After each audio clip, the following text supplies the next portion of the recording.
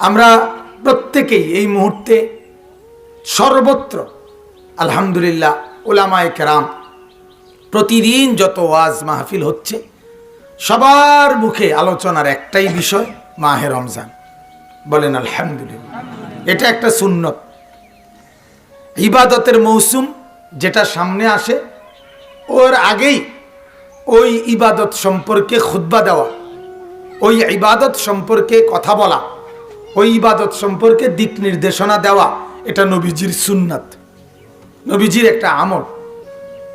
হযরতে সালমান ফারসি রাদিয়াল্লাহু তাআলা আনহু বলেন, আল্লাহর নবী সাল্লাল্লাহু আলাইহি ওয়াসাল্লাম আমাদের সামনে রমজানের চাঁদ ওঠার আগে শাবানের শেষ লগ্নে আল্লাহর নবী আমাদের সামনে লম্বা খুতবা, লম্বা বয়ান, লম্বা ভাষণ দিয়েছেন মাহে রমজান সম্পর্কে। সুবহানাল্লাহ। এবং কথা শুরু করেছেন নবীজি এই কথা বলে, ইয়া আইয়ুহান নাস, হে লোক সকল, হে মানুষেরা, কাদ আযাল্লাকুম শাহরুন আযীম, তোমাদের উপরে ছায়া দিচ্ছে, তোমাদের মাথার উপরে ছায়া বিস্তার করেছে এক মহান দামি গুরুত্বপূর্ণ মাস। সুবহানাল্লাহ। শাহরুন ইউজাদু ফীহি রিজকুল মুমিন, আল্লাহর নবী বলেন এমন মাস তোমাদের মাথার উপরে, তোমাদের সামনে, যেই মাসে আল্লাহ তাআলা মুমিনের রিজিক বাড়িয়ে দেয়। সুবহানাল্লাহ। শাহরুস সাবর, সবরের মাস। শাহরুল মুআসাত, সহমর্মিতার মাস। শাহরুন ফীহি লাইলাতুন খায়রুম মিন আলফি শাহর, এমন একটা মাস যেই মাসের একটি রাত আছে, যেই একটা রাত হাজার মাসের রাতের চাইতে উত্তম। সুবহানাল্লাহ। সুবহানাল্লাহ। মান তাকাররাবা ফীহি বিখাসলাতিন কানা কামান আদ্দা ফরিদাতান ফীমা সিওয়াহু, নবীজি বলেন এমন এক মাস যে মাসে একটি নফল বন্দিগি, একটি নফল ইবাদত, নফল নামাজ, নফল জিকির, নফল কোরআন, নফল দান সদকা যদি কেউ করে আল্লাহ তাআলা সেটাকে ফরজের সমপরিমাণ বানায় দেয়। আমান আদ্দা ফরিদাতান কানা কামান আদ্দা সাবঈনা ফরিদাতান ফীমা সিওয়াহু, আল্লাহর নবী বলেন কেউ যদি ওই মাসে একটি ফরজ ইবাদত করে তাহলে সেটাকে আল্লাহ তাআলা 70টা ফরজের সমপরিমাণ বানায় দেয়।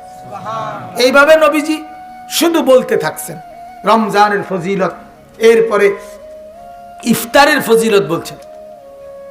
ইফতারের আল্লাহর নবী বলেন যে ব্যক্তি মান ফাত্তারা সাইমান, একজন রোজাদারকে ইফতার করাবে, আল্লাহ তাআলা তাকে ওই রোজাদারের সমপরিমাণ নেকি দান করবেন, তার রোজার পূর্ণ সওয়াব আল্লাহ তাআলা তাকে দান করবেন। ওয়ামান আশবাআ সাইমান, নবীজি বলেন যে একজন রোজাদারকে পেট ভরে খাওয়াবে তাকে আল্লাহ তাআলা কিয়ামতের দিন আল্লাহ তাআলা তাকে তৃষ্ণার্ত বানাবে না, আল্লাহ তাআলা তাকে জান্নাতের পানি দিয়ে, হাউজে কাউসারের পানি দিয়ে মেহমানদারি করবেন, যার ফলে সে আর তৃষ্ণার্ত হবে না। সুবহানাল্লাহ। এভাবে বলতে থাকছেন, বার লম্বা হাদিস বলেছেন।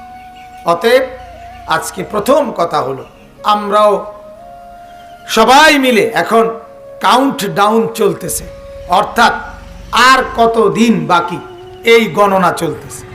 এখন আর রমজানের 1 মাস 2 মাস 1.5 মাস আধা মাস এগুলা না, এখন হলো আর কয়দিন বাকি, এটারে কাউন্ট ডাউন কয়।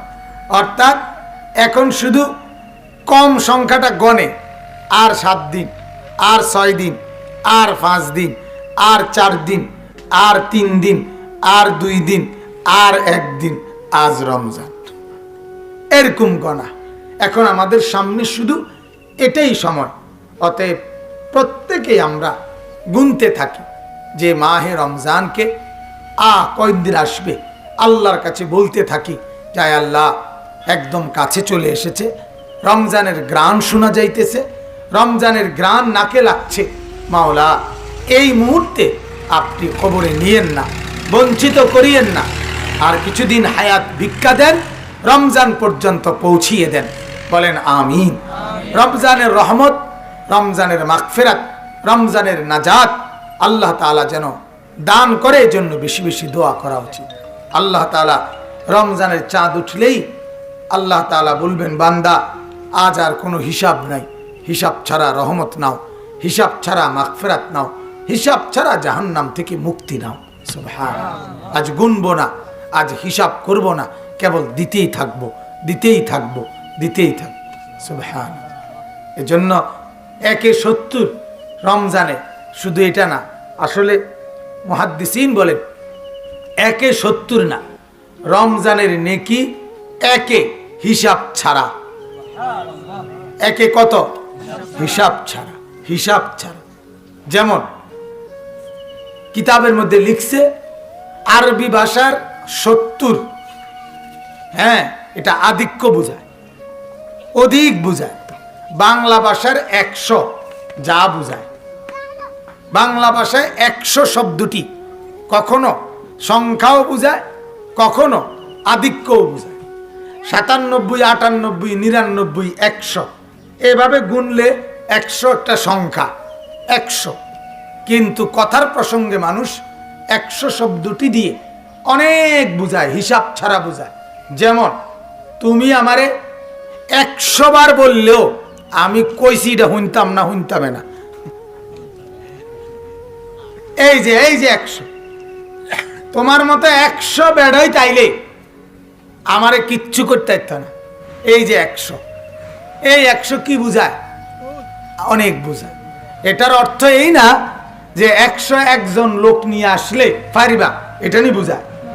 101 বার বললে শুনমু, এটা নিয়ে বুঝায়। আমরা বলি অনেক সময়, তোমারে 100 বার কইছি কথাটা, তুমি কোনো গুরুত্ব দিলা না। এসব আসলে 100 বার কইছে না, কইছে 18 বার, নাহলে 4 বার, নাহলে 8 বার। কিন্তু এইটারে বানাই লেছে 100 বার, তারে বুঝাইল এই 100টাও 97, 98, 99, 100 এইটা উদ্দেশ্য না। উদ্দেশ্য হলো বহুত বলছি, হিসাব ছাড়া। তাইলে বাংলা ভাষায় 100 শব্দটি যেরকম অধিক বুঝায়, 14 গোষ্ঠী এই শব্দটা অধিক বুঝায় বাংলা ভাষায়। তোমার 14 গোষ্ঠীও আমার কিছু করতে পারতাম। এই মানে কি? কিছু করতে হইলে 15 গোষ্ঠী আনতে হইব নাকি? কথা বলেন না, এটা না।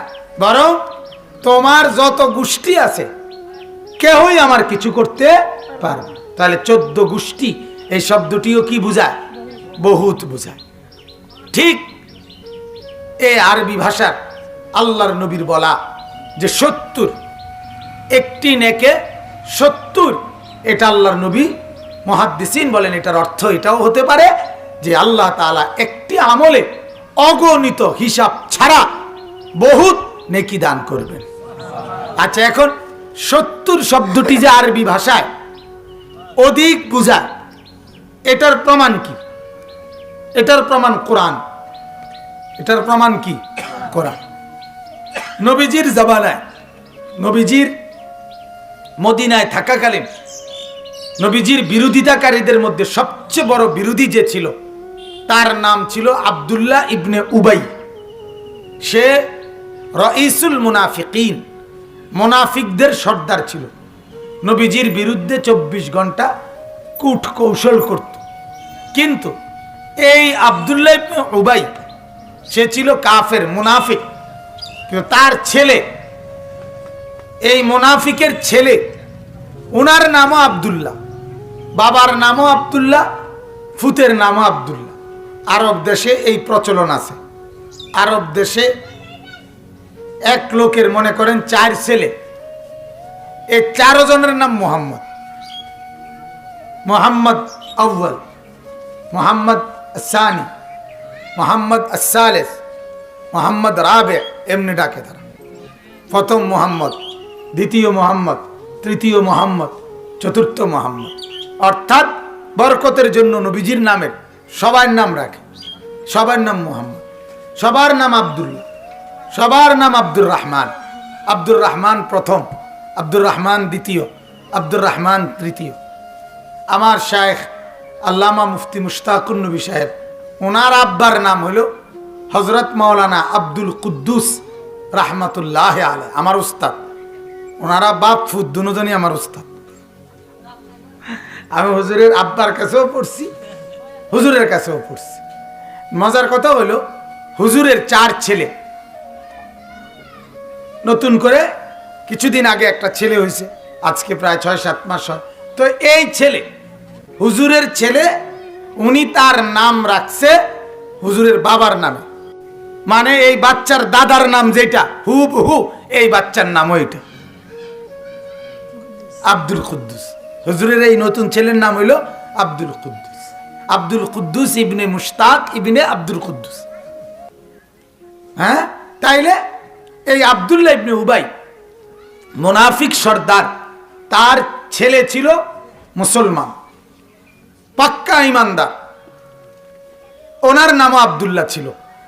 তো এই মুনাফিক সর্দার যেদিন মারা গেছে মদিনায়, আল্লাহ নবী সাল্লাল্লাহু আলাইহি ওয়াসাল্লাম ওনার কাছে ওই যে ছেলে ইমানদার সাহাবী, এই ছেলে আল্লাহ নবীর কাছে এসে বলছে, ইয়া রাসূলুল্লাহ, আমার আব্বা তো ইন্তেকাল করছে, আপনি যদি আমার বাবার জন্য একটু ইস্তেগফার করতেন, আল্লাহর কাছে একটু ক্ষমা প্রার্থনা করতেন, যদি আল্লাহ আপনার দোয়ার বরকতে আব্বাকে যদি মাফ করে দিত।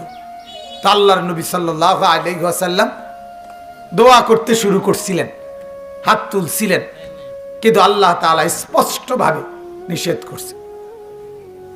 নিষেধ করেছেন, ও নবী, মুনাফিকের জন্য দোয়া করা আপনার জন্য সাজে না, আপনি তার জন্য দোয়া করবেন না। এরপরে আল্লাহ বলছে এই কথাটা বলার জন্য, এখানে আছে আল্লাহ তাআলা বলছেন, নবী, ইন তাস্তাগফির লাহুম 70 মাররা ফালান ইয়াগফিরাল্লাহু লাহুম। আপনি মুনাফিকদের জন্য যদি আমার কাছে 70 বারও যদি ক্ষমা প্রার্থনা করেন, তাহলে তবুও সেটা আমি আল্লাহ তাআলা গ্রহণ করব না।